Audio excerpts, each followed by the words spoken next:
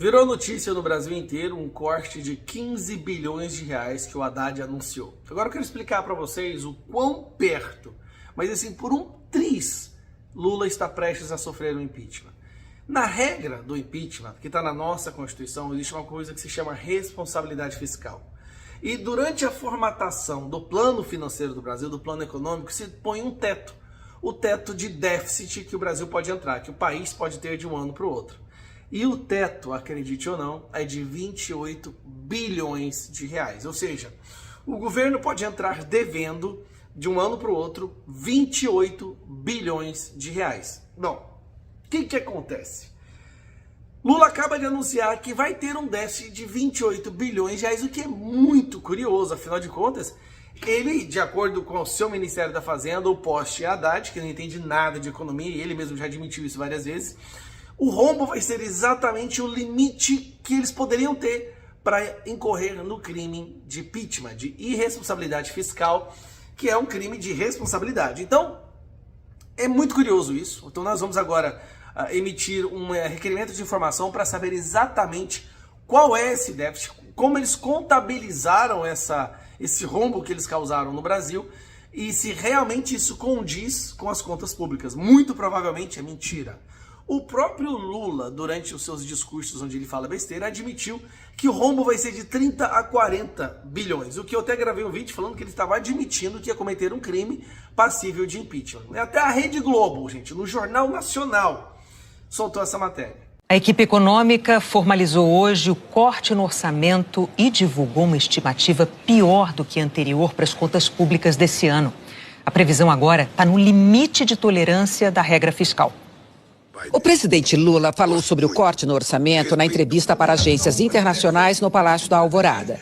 Disse que fará bloqueios sempre que precisar. Como se isso não fosse bastante, o jornal muito famoso nos Estados Unidos, que é o The Economist, disse que é um grave risco que o governo brasileiro está fazendo ao gastar muito mais do que arrecada. Essa é a fórmula infalível para miséria, para destruição econômica de qualquer país. É o que aconteceu na Venezuela, é o que aconteceu na Bolívia, é o que aconteceu em todos os países onde a esquerda gasta mais do que arrecada. Isso porque nós estamos falando do governo que mais inventou novos tributos e taxas. Os coitados aí que viviam comprando da Shein, da Shopee, fizeram L, agora estão revoltados, porque não conseguem mais comprar, e muitos inclusive faziam isso para ter uma rendinha extra em casa. Aí nós estamos vendo a taxação da Natura, que muita gente também fazia isso para ter uma renda extra em casa, e muita gente que antes fazia Uber, dirigia como motoristas de aplicativo, também vão ter que largar isso, porque agora vai ter uma taxação de 26,5%.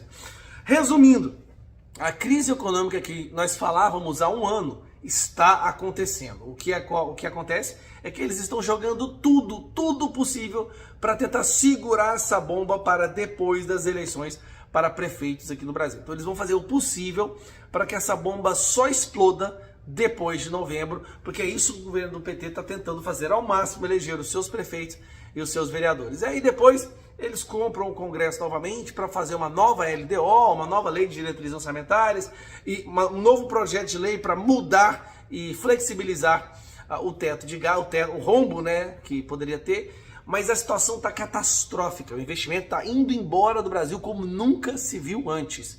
E a situação não poderia estar pior. O que, de certa forma, e eu falo isso com sinceridade, vai ser importante o Brasil passar por essa miséria, essa crise econômica, para acabar de uma vez por todas com aquela memória afetiva, né? Aquela memória emocional que as pessoas tinham com o Lula, da época do que o Lula era melhor. Pois então vamos botar o Lula de volta, para vocês entenderem que com o Lula é sempre pior. O pessoal que não entende, nunca estudou o assunto, acha que é o seguinte: o comunismo, o sujeito toma o poder e diz, agora é o comunismo, tio, mas agora toda a propriedade é estatal. Isso só na cabeça de jumento.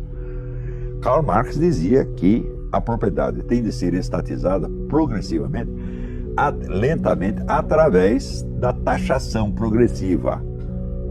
Aumentar imposto, aumentar imposto, aumentar imposto, e isso vai estrangulando os caras e transformando os empresários cada vez mais em escravos do governo.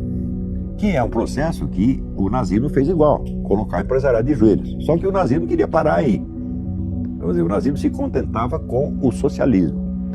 E os comunistas não, tem que prosseguir até acabar o último. Nós temos que tomar tudo, depenar os caras até o fim. Daí fica tudo nosso. Ou seja, O socialismo ainda admite uma divisão, um acordo entre poder político e poder econômico.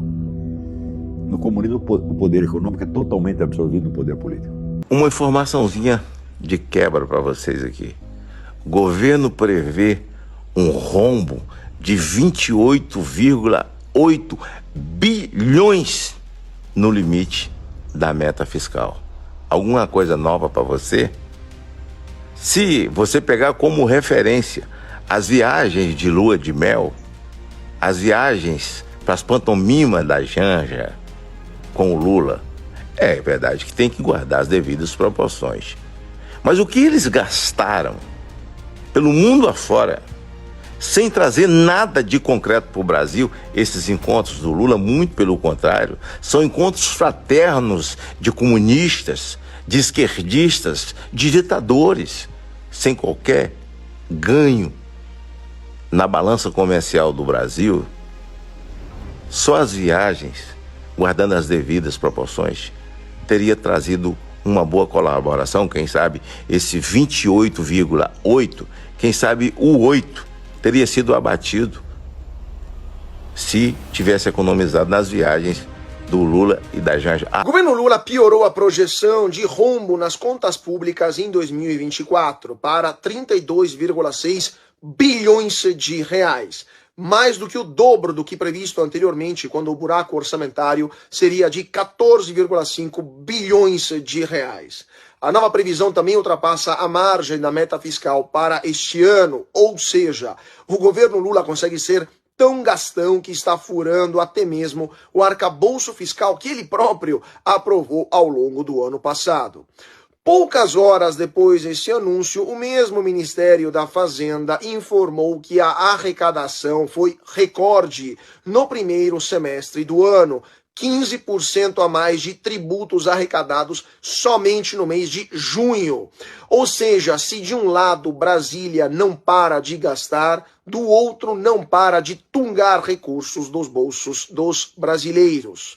O governo Lula é claramente movido na base do lema taxa e gasta, vampirizando a riqueza da população que trabalha, produz e poupa. E é o mesmo governo que depois reclama do porquê o ministro da Fazenda foi eternizado com o apelido de Taxade do Brasil. Essa reforma tributária, que é uma aberração, falo de novo, nós deveríamos ir para a rua para protestar, porque voltando do recesso agora, nós vamos aprovar algo que é o pior de tudo, que é o 108, que vai criar um comitê gestor, que vai ter mais poder, pessoas indicadas, burocratas, sem voto, porque o cara com voto ele tem medo da população, e o cara sem voto não tem, é igual no STF. Então, um comitê gestor criado por burocratas, com mais poder que o Senado e a Câmara. Eu não entendi o que os senadores e os deputados vão dar poder para um comitê gestor, que vai centralizar o dinheiro dos estados, dos municípios lá em Brasília e depois vai decidir como vai distribuir. E tinha deputado querendo criar, por exemplo, regras para a distribuição desses impostos para os municípios e estados. Se os estados cumprirem, por exemplo, questões de gênero, de sustentabilidade, não vai ser uma aberração que os